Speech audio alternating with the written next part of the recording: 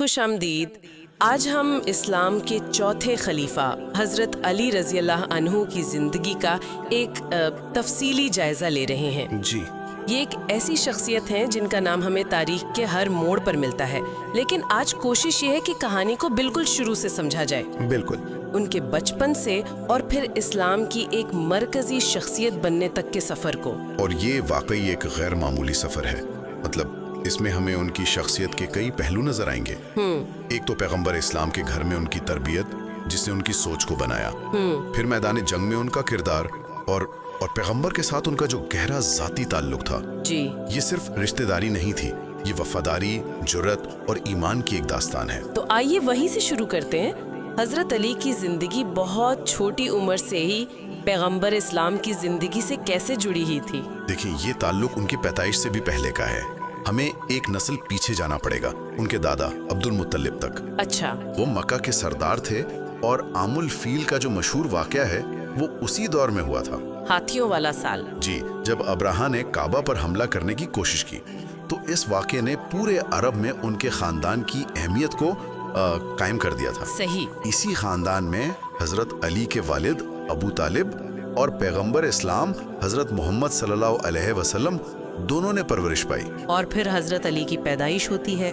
مجھے یہ بات بڑی دلچسپ لگی کہ ان کا نام پہلے حیدر رکھا گیا تھا، یعنی شیر۔ جی، لیکن والد نے اسے بدل کر علی رکھ دیا، اور یہیں سے کہانی ایک بہت اہم موڑ لیتی ہے۔ وہ کیا؟ جب حضرت علی تقریباً 5 سال کے تھے تو مکہ میں ایک شدید قحط پڑا۔ اوہو۔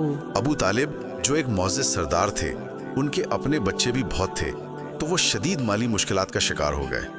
اور یہی وہ لمحہ ہے جو حضرت علی کو براہ راست پیغمبر اسلام کے گھر لے آتا ہے۔ تو یہ ایک طرح سے تقدیر کا فیصلہ تھا، صرف ایک رشتہ دار کی مدد کرنا نہیں تھا۔ بالکل، پیغمبر اسلام نے خود اپنے چاچا ابو طالب کے زیر سایہ پرورش پائی تھی، تو وہ ایک طرح سے احسان کا بدلہ چکانا چاہتے تھے۔ اچھا۔ تو وہ 5 سالہ علی کو اپنے گھر لے آئے، اور یہ صرف گود لینا نہیں تھا، یہ ایک منفرد رہنمائی کا آغاز تھا۔ یعنی وہ واحد شخصیت تھے جن کی بچپن سے خود پیغمبر نے تربیت کی۔ جی، ذرا سوچیں، وہ ہر لمحہ ان کے ساتھ تھے، ان کے اخلاق، ان کی حکمت، ان کی شخصیت کو براہ راست جذب کر رہے تھے۔ اور اس کا ایک انسانی پہلو بھی ہے نا، حضرت خدیجہ کے لیے جو اپنے بیٹے قاسم کو کھو چکی تھیں، شاید حضرت علی کی آمد ایک تسکین کا باعث بنی ہو۔ بالکل ہو سکتا ہے، اور یہ بات بھی اہم ہے کہ پیغمبر نے اس بات کو یقینی بنایا کہ حضرت علی لکھنا پڑھنا سیکھیں، جو اس دور میں بہت بڑی بات تھی۔ بہت بڑی بات تھی۔ یہ ظاہر کرتا ہے کہ وہ انہیں مستقبل کے لیے تیار کر رہے تھے۔ اور پھر وہ لمحہ آتا ہے جو سب کچھ بدل دیتا ہے، پہلی وحی۔ جی، پہلی وحی کا نزول۔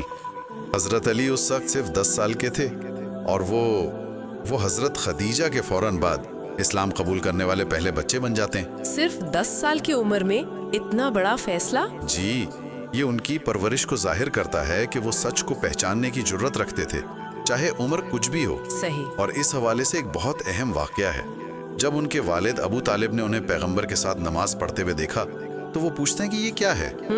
حضرت علی بتاتے ہیں کہ وہ اللہ کے آخری نبی پر ایمان لائے ہیں، وہ مسلمان ہو چکے ہیں۔ تو ابو طالب کا کیا رد عمل تھا؟ ابو طالب کا جواب ان کے کردار کی گہرائی کو ظاہر کرتا ہے۔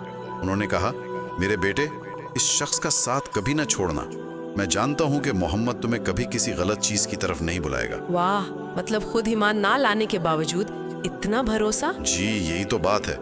اور ایک اور کہانی بھی ہے، جب پیغمبر اسلام حضرت خدیجہ اور حضرت علی کعبہ کے پاس نماز پڑھ رہے تھے، جی جی، تو کسی نے پیغمبر کے چچا سے پوچھا کہ یہ تینوں کیا کر رہے ہیں؟ تو چچا نے جواب دیا کہ میرا بھتیجا نبوت کا دعویٰ کرتا ہے اور کہتا ہے کہ وہ فارس اور روم کی سلطنتیں فتح کرے گا، لیکن فی الحال اس کی بیوی اور اس لڑکے کے سوا کوئی اس پر یقین نہیں کرتا۔ اور وہ شخص بعد میں بہت پچھتایا ہوگا کہ کاش میں چوتھا مسلمان بن جاتا۔ بالکل، یہ چھوٹی چھوٹی باتیں اسلام کے مستقبل کی پیشین گوئی کرتی ہیں، اور حضرت علی کی غیر متزلزل حمایت کو بھی ظاہر کرتی ہیں۔ اس دعوت والے واقعے میں بھی ہے نا؟ جی، جب پیغمبر نے اپنے قبیلے کو اسلام کی دعوت دی تو صرف 13 سالہ علی تھے جو کھڑے ہوئے۔ انہوں نے کہا، اے اللہ کے رسول، بھلے میری ٹانگیں کمزور ہیں، آنکھوں میں تکلیف ہے، لیکن میں ہمیشہ آپ کے ساتھ کھڑا رہوں گا۔ لیکن پھر مکہ میں زندگی بہت تیزی سے خطرناک ہونے لگی۔ جی، जुल्म व सितम बढ़ता गया, खास तौर पर उक़बा बिन अबी मुईद जैसे लोग, जिसने नमाज के दौरान पैगंबर का गला घोटने की कोशिश की। और हजरत अली ये सब अपनी आंखों से देख रहे थे। बिल्कुल, वो उस वक्त बहुत छोटे थे कि दिफा कर पाते, लेकिन ये वाक़यात उनके अंदर एक हिफाजती जज्बे को मजबूत कर रहे थे। और फिर हिजरत का वो फैसला कुन लम्हा आता है। जी, जब मक्का के सरदारों ने पैगंबर इस्लाम को कत्ल करने की साजिश की, यही हजरत अली की वफादारी का सबसे बड़ा इम्तिहान था। ये वही मशहूर वाक़या है जब वो पैगंबर के बिस्तर पर उनकी जगह सोए थे। जी, ये जानते हुए कि बाहर कातिल खड़े हैं और उनकी जान जा सकती है, ये कोई मामूली हिम्मत नहीं थी। बिल्कुल नहीं। लेकिन उनका मिशन यही खत्म नहीं हुआ। पैगंबर के जाने के बाद वो 3 दिन तक मक्का में रुके रहे। अच्छा, वो क्यों? ताकि लोगों की वो अमानतें वापस कर सकें जो उन्होंने पैगंबर के पास रखवाई थीं। यानी दुश्मन भी अपनी कीमती चीजें उनके पास रखते थे। जी, ये पैगंबर की ईमानदारी की दलील है। और फिर वो मदीना का सफर शुरू करते हैं, अकेले पैदल 450 किलोमीटर का फासला, और वो भी जुलाई की चिलचिलाती धूप में। ये तो नाकाबिले तसव्वुर है। जब वो आखिरकार मदीना के करीब कुबा पहुंचते हैं तो उनके पांव इतने सूज चुके होते कि वो चल भी नहीं सकते। पैगंबर इस्लाम जब उनसे मिलते हैं और उनके जख्मों को देखते हैं तो रो पड़ते हैं और अपने हाथों से उनके जख्मों पर मरहम लगाते हैं। ये मंजर उनके गहरे ताल्लुक को जाहिर करता है। बिल्कुल एक बाप बेटे जैसा ताल्लुक। मदीना पहुंचकर तो एक नई जिंदगी का आगाज होता है। पैगंबर ने वहां मुहाजिरीन और अंसार के दरमियान भाईचारे का रिश्ता कायम किया। जी, मुआखात।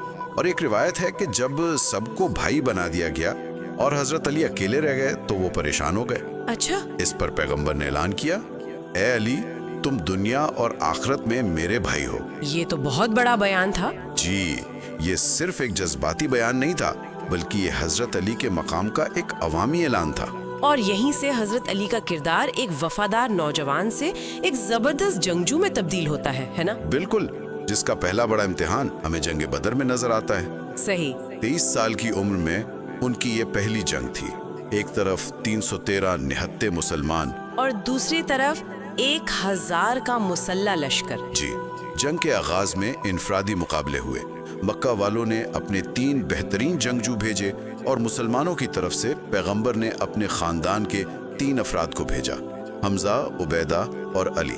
और हजरत अली ने एक ही वार में अपने मुखालिफ वलीद बिन उतबा को शिकस्त दे दी। बिल्कुल, कहा जाता है कि बदर में मारे गए 70 दुश्मनों में से तकरीबन 1/3 को हजरत अली ने या तो खुद कत्ल किया या उसमें शरीक थे। और उन्होंने उक़बा को भी कत्ल किया, वही शख्स जिसने मक्का में पैगंबर को आजियत दी थी। जी, तो बदर ने उनकी एक बेमिसाल जंगजू की हैसियत कायम कर दी और ये सिलसिला जंगे उहद में भी जारी रहा, जहां उन्होंने जुल्फ़िकार चलाई। जी, वो मशहूर तलवार जो पैगंबर का तोहफा था।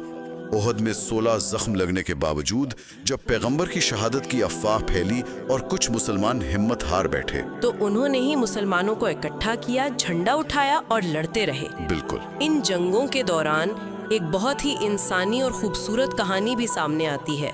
पैगंबर की सबसे छोटी बेटी हजरत फातिमा से उनकी शादी। जी, और ये बात बहुत दिलचस्प है कि वो शर्म की वजह से खुद रिश्ता मांगने से हिचकिचा रहे थे। अच्छा। जब वो पैगंबर के सामने गए तो उनके रौब की वजह से कुछ बोल ही ना सके।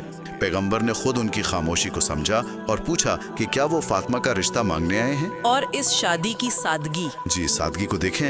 हजरत अली के पास महर के लिए कुछ नहीं था तो पैगंबर ने उनकी जरे बेचकर महर अदा करने को कहा। और वो जरे हजरत उस्मान ने खरीदी और फिर उन्हें तोहफे में वापस कर दी। बिल्कुल, ये सिर्फ एक शादी नहीं थी, ये एक पूरी कम्युनिटी का जश्न था। सही। और पैगंबर का जहेज क्या था? कुछ कपड़े, खजूर के पत्तों से भरे तकिए और मिट्टी के चंद बर्तन। वाह। ये पैगंबर के अपने खानदान के तर्ज जिंदगी की अक्कासी करता है। फिर हजरत हसन और हुसैन की पैदाइश से उनका खानदान मुकम्मल होता है। और पैगंबर के अपने नवासों से मोहब्बत की कहानियां तो मशहूर है। उन्हें कंधों पर उठाना, उनके साथ खेलना। जी, और फिर दास्तान हमें जंगे खैबर की तरफ ले जाती है। खैबर तो एक फैसला कुन मोड़ था। बिल्कुल, ना सिर्फ फौजी बल्कि मौशी तौर पर भी खैबर का किला नाकाबिले तस्खीर समझा जाता था। اور کئی دن تک قلعہ فتح نہیں ہو سکا تھا۔ جی، کئی ناکام کوششوں کے بعد پیغمبر نے وہ مشہور اعلان کیا، کل میں جھنڈا ایک ایسے شخص کو دوں گا جو اللہ اور اس کے رسول سے محبت کرتا ہے۔ اور اللہ اور اس کا رسول اس سے محبت کرتے ہیں۔ بالکل، اللہ اسی کے ہاتھ پر فتح عطا کرے گا۔ اگلے دن ہر صحابی یہ اعزاز حاصل کرنا چاہتا تھا، لیکن پیغمبر نے حضرت علی کو بلوایا، جن کی آنکھوں میں تکلیف تھی۔ جی، اور کہا جاتا ہے کہ پیغمبر نے اپنا لعاب دہن ان کی آنکھوں پر لگایا، جس سے وہ ٹھیک ہو گئیں۔ پھر انہوں نے جھنڈا دیا اور حضرت علی نے خیبر کے سب سے بڑے پہلوان مرہب کو ایک ہی وار میں شکست دی، اور قلعہ فتح ہو گیا۔ جی، اور اس کو معاشی نقطہ نظر سے سمجھنا بہت ضروری ہے۔ اچھا، خیبر سے پہلے مسلمان ایک غریب قوم تھے، لیکن اس فتح نے ریاست مدینہ کی معیشت کو ہمیشہ کے لیے بدل دیا۔ خیبر کے خزانوں نے مسلمانوں کو غربت سے نکال کر استحکام بخشا۔ تو جیسا کہ کہا جاتا ہے، حضرت علی نے صرف خیبر کا بھاری دروازہ نہیں اٹھایا، بلکہ مدینہ کی پوری معیشت کو اٹھا دیا تھا۔ تو ہم دیکھتے ہیں کہ حضرت علی کا کردار ایک جنگجو سے آگے بڑھ کر ایک ریاست کے معمار کا بھی بن رہا ہے۔ جی، اور پیغمبر کے آخری سالوں میں یہ کردار مزید تبدیل ہوتا ہے، جب وہ ایک منصف اور گورنر کے طور پر سامنے آتے ہیں۔ یمن والے واقعے کی طرح؟ بالکل، انہیں یمن بھیجا جاتا ہے، جہاں بڑے بڑے جرنیل بھی لوگوں کو اسلام کی طرف راغب نہیں کر پائے تھے، لیکن حضرت علی اپنی حکمت اور فصیح تقریر سے پورے قبیلے کو مسلمان کر لیتے ہیں۔ یہ ان کی تلوار کے ساتھ ساتھ ان کی زبان کی طاقت کو بھی ظاہر کرتا ہے۔ جی، اور پھر غدیر خم کا مشہور واقعہ پیش آتا ہے، پیغمبر کے آخری حج کے بعد۔ اس کی کیا اہمیت ہے؟ غدیر خم ایک مقام ہے جہاں پیغمبر نے واپسی پر تمام حاجیوں کو روکا اور ایک خطبہ دیا۔ اس میں انہوں نے فرمایا کہ میں اپنے بعد دو بھاری چیزیں چھوڑ کر جا رہا ہوں، ایک اللہ کی کتاب قرآن، اور دوسری میرے اہل بیت۔ جی، پھر انہوں نے حضرت علی کا ہاتھ پکڑ کر بلند کیا اور کہا، جس کا میں مولا ہوں اس کا علی مولا ہے۔ اس جملے کی تشریح پر تو بہت بحث رہی ہے۔ جی، مختلف اسلامی مکاتب فکر میں اس پر بحث ہے، لیکن یہ بلا شبہ حضرت علی کے بلند مقام کی نشاندہی کرتا ہے۔ پیغمبر کی کئی دوسری احادیث بھی ہیں، جیسے تم سے مومن ہی محبت کرے گا اور منافق ہی بغض رکھے گا۔ بالکل، اور یہ بھی کہ قرآن علی کے ساتھ ہے اور علی قرآن کے ساتھ ہے۔ اور پھر وہ وقت آتا ہے جب پیغمبر اسلام اپنی آخری بیماری میں مبتلا ہوتے ہیں۔ جی، حضرت علی ہر وقت ان کے پاس رہتے ہیں، ان کی تیمارداری کرتے ہیں۔ پیغمبر کے وصال کے بعد ان کے گہرے غم کا اندازہ اس مرثیے سے ہوتا ہے جو انہوں نے پڑھا، جس میں انہوں نے کہا کہ آپ کی وفات سے زمین اور آسمان کے درمیان وحی کا جو تعلق تھا وہ ہمیشہ کے لیے ٹوٹ گیا ہے۔ اور پھر داستان کا اختتام پہلے خلیفہ حضرت ابو بکر کے انتخاب پر ہوتا ہے، اور حضرت علی کی زندگی ایک نئے مرحلے میں داخل ہوتی ہے۔ جی، جو ان کے اسلام کے چیف جسٹس اور بالآخر چوتھے خلیفہ بننے کی بنیاد رکھتی ہے۔ تو اگر ہم اس پورے سفر کو دیکھیں تو یہ ایک ایسی زندگی ہے جسے پیغمبر سے بے مثال قربت نے تشکیل دیا، ایک بیٹے، ایک شاگرد، ایک داماد، ایک جنگجو اور ایک روحانی جانشین کے طور پر۔ بالکل، ابتدائی اسلام کے ہر بڑے واقعے میں حضرت علی کا مرکزی کردار نظر آتا ہے۔ اور اس پوری کہانی میں ہمیں ان کی شخصیت کی دو بڑی خصوصیات نظر آتی ہیں۔ وہ کیا ہیں؟ ایک طرف غیر متزلزل وفاداری اور جرت، اور دوسری طرف بے پناہ علم اور حکمت۔ صحیح، پیغمبر کے بستر پر اپنی جان خطرے میں ڈالنے سے لے کر یمن میں ایک منصف کا کردار ادا کرنے تک، یہ دونوں موضوعات ہمیں مستقل نظر آتے ہیں۔ وہ بے وقت شیر خدا بھی تھے اور باب العلم، یعنی علم کا دروازہ بھی۔ بالکل، یہ گفتگو حضرت علی کے چیف جسٹس بننے کے ذکر پر ختم ہوتی ہے۔ اس سے ایک دلچسپ سوال ذہن میں آتا ہے۔ جی، ایک صف اول کا جنگجو جس نے ذوالفقار جیسی تلوار سے انصاف قائم کیا ہو، اس کا تجربہ ایک ایسے منصف کے نقطۂ نظر کو کیسے تشکیل دیتا ہے جسے الفاظ اور حکمت سے انصاف کرنا ہو؟